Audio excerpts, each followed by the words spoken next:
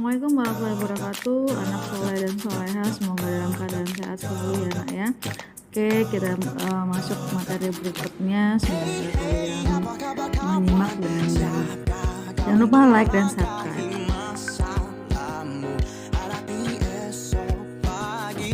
Assalamualaikum warahmatullahi wabarakatuh. Selamat pagi anak-anak ibu yang ibu cintai dan ibu banggakan.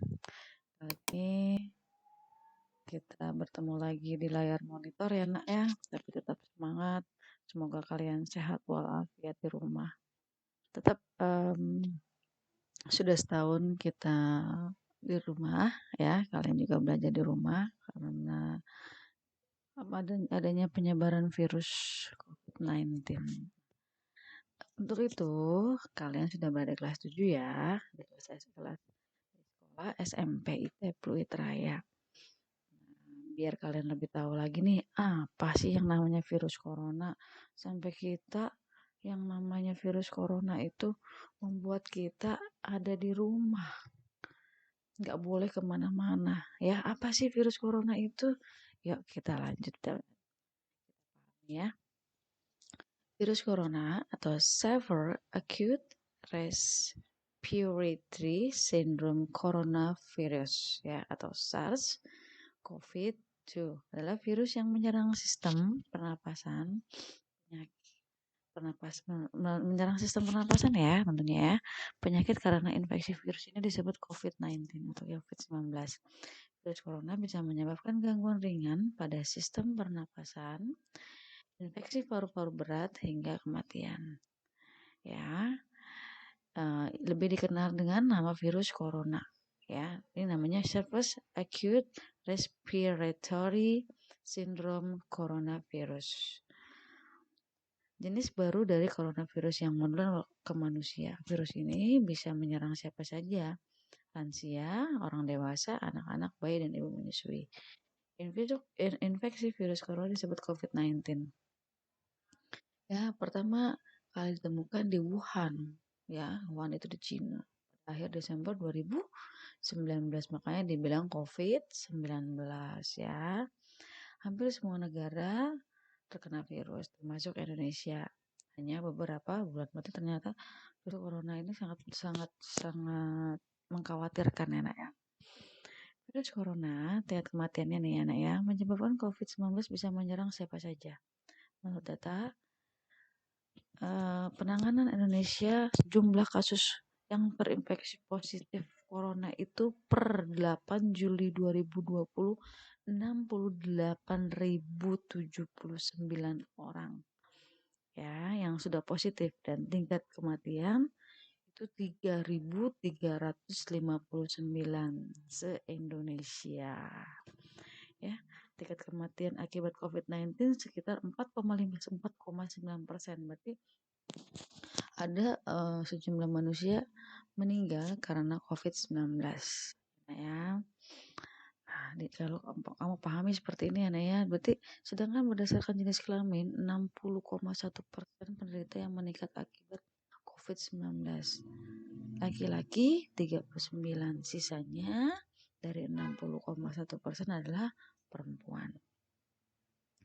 Yang kamu pahami ya, kalian sudah mengetahui apa itu virus corona ya, gejala yang dirasakan orang yang terkena virus corona atau positif corona yaitu adalah 1.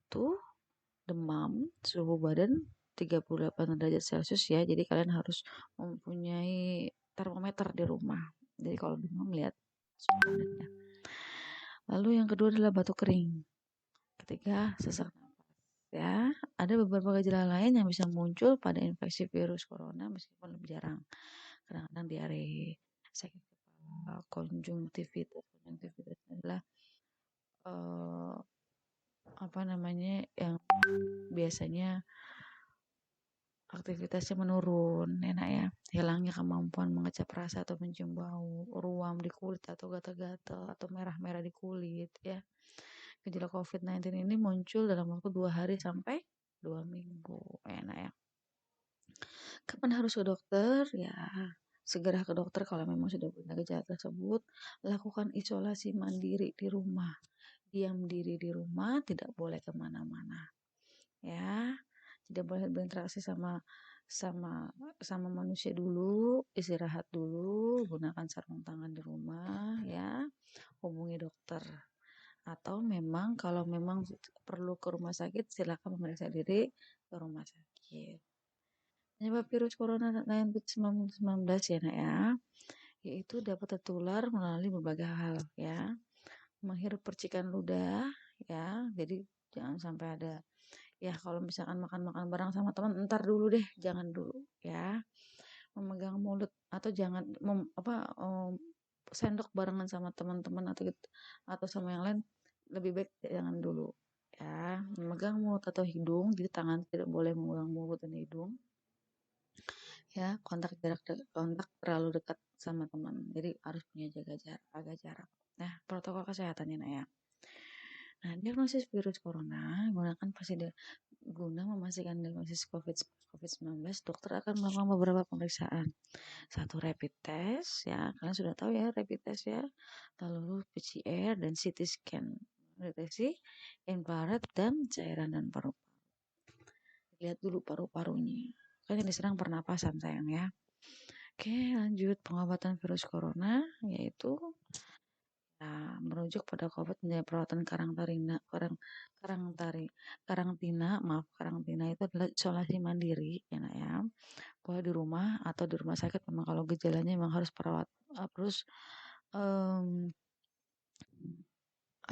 dapat perawatan dokter di rumah sakit. Di rumah silakan di rumah. Memberikan obat peredam demam dan nyeri paracetamol, enak boleh paracetamol, vitamin C, ya vitamin mengajukan penderita COVID melakukan isolasi mandiri, istirahat yang cukup. Dan ini yang paling penting dalam dalam kehidupan sehari-hari juga ya, minum air yang cukup, air putih, nah bukan air yang berasa-berasa, air putih ya. Ya, pencegahannya protokol kesehatan ya, physical distancing, pakai masker, mencuci tangan ya. Tingkatkan daya tahan tubuh, olahraga, minum vitamin ya, istirahat yang cukup ya, tidak boleh stres dan makanan bergizi. Menjaga kebersihan dan jika batuk atau bersin, tutuplah mulutnya atau lebih baik pakai masker ya. Untuk orang yang diduga terkena termasuk kategori ODP ya. Namanya ODP ya, Nek, kalau terkena corona atau positif.